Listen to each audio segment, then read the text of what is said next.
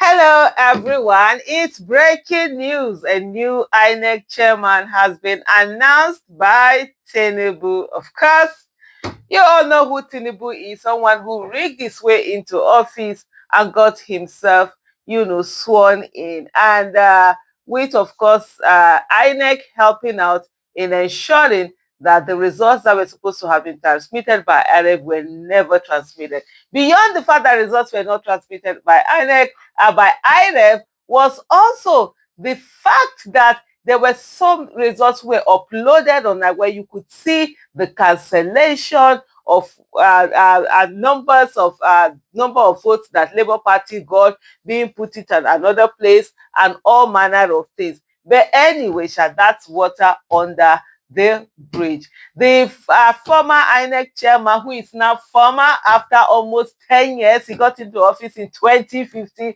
And this is what something that people never think about, that everything has an end, even life itself.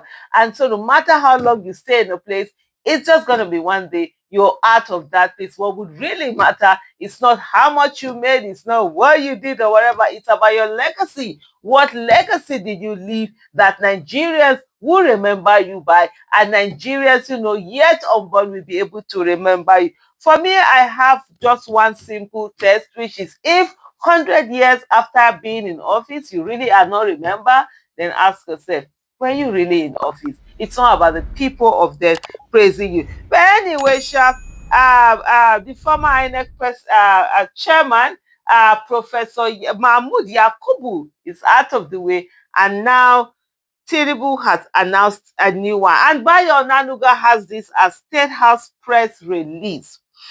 It says National Council of State unanimously approves appointment of Professor Amu Piton as INEC chairman. One of the things that a lot of citizens have been demanding for is that a president should not have the capacity to be able to appoint who becomes an INEC chairman.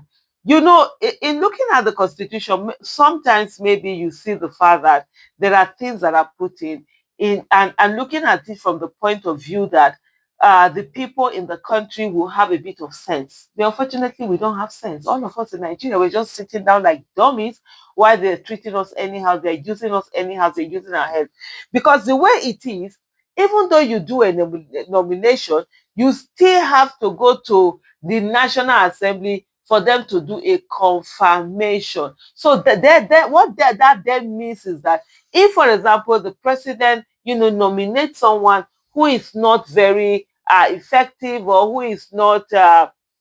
who doesn't have the required leadership characteristics, doesn't have competence, character, capacity, or whatever it is to be in that position, then you have the National Assembly is able to say, no, we are not going to confirm this person. Go and bring another nominee before we confirm. But hey, what we have in Nigeria is that the National Assembly seems to be in the pocket of whoever it is that is president, so they don't have that independence that they're supposed to have. And I mean, the National Assembly, state houses of assembly, are supposed to be the activists in government, the advocates in government, the coconut heads in government. I always say, hey, why are you doing this? Hey, this. But unfortunately, we don't have that. Where we are having more like a retirement home for looters. The National Council of State has approved the nomination of Professor Josh Ojo Amupitan San from the North Central as the new chairman of the Independent National Electoral Commission, INEC. Bola Ahmed Tinubu presented Amupitan as the nominee to fill the vacant position following Professor Mahmoud Yakubu's exit. Yakubu served from October 2015 till October 2025. That's for a whole 10 years. He did two presidential elections. Yet, what would Mahmoud be remembered for this opportunity that he had? Tinubu told the council that Amupita is the first person from Kogi, North Central State, nominated to occupy the position and is apolitical. Council members unanimously supported the nomination, with Governor Ahmed Usman Ododo describing Amupita as a man of integrity. In compliance with the Constitution, Tinubu will now send Amupita's name to the Senate for screening. And so this is where I talked about, where the National Assembly comes into this whole thing. If, for example, the person that is chosen is one that is not fit for the job, then they should have the capacity to reject it. And so that sort of makes it balanced, even though, yes, the president nominates, but there's a final say that belongs to someone. But it's just that, unfortunately for us in Nigeria, the way our things seem to be done, everything just is upside down. Even when you put, what do I call them, the mechanism in place to checkmate a lot of things, there's just loopholes that people find, and they just abuse those loopholes. And especially a situation whereby people really don't understand the kind of political power that they have. For example, the Senate that houses a lot of former governors right now and all that, or what have you, they don't seem to understand the power that they have, and they're allowing themselves to just be used as rubber stamp. The last assembly was rubber stamp assembly. This one is even worse than rubber stamp assembly.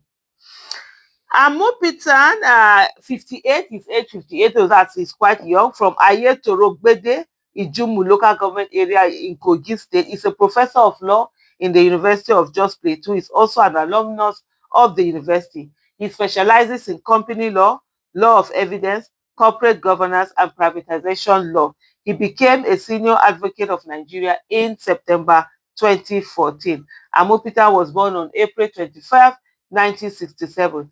After completing primary and secondary education, he attended Kwara State Polytechnic Ilori from 1982 to 1984 and the University of Jos from 1984 to 1987. He was called to the bar in 1988. He earned an LLM at UniJos in 1993 and PhD in 2007. Amid an academic career that began in 1983 following his National Youth Service at the Bauchi State Publishing Corporation in Bauchi State 1988 to 1989.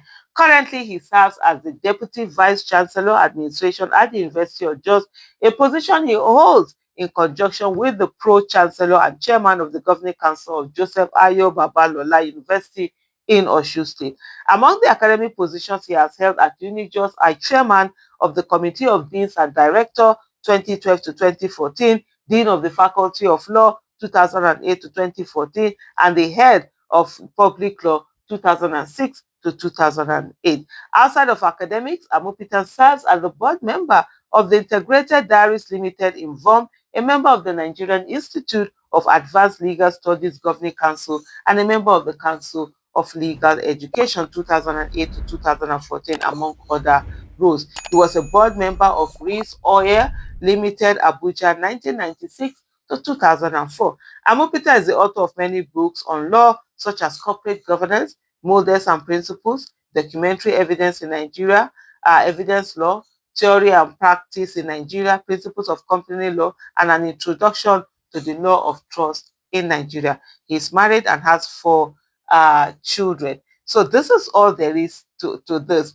But this is what someone interestingly had to say. He said, this is Stephen Osemegi, said Kogi and Kwara are the only 2 north central states with significant Yoruba population. With the records of nepotism in this Tinubu's regime, we are not surprised he has gone to Kogi. The resume of the professor is impressive, but our problem is not CV. Furthermore, the governor of Kogi, Usman Ododo, has very little credibility to vouch for him. He went on to say, and a lot of things that people are saying, that they still got a Yoruba from the North Center. But hey, whatever it is, this is it. And for me, one of the places that we really need to put our attention on is actually the National Assembly. We must ensure we are putting people there who have the courage to stand for Nigeria. The advocates, the activists in government must be those who are at the National Assembly and State Houses of Assembly. Thank you so much for watching.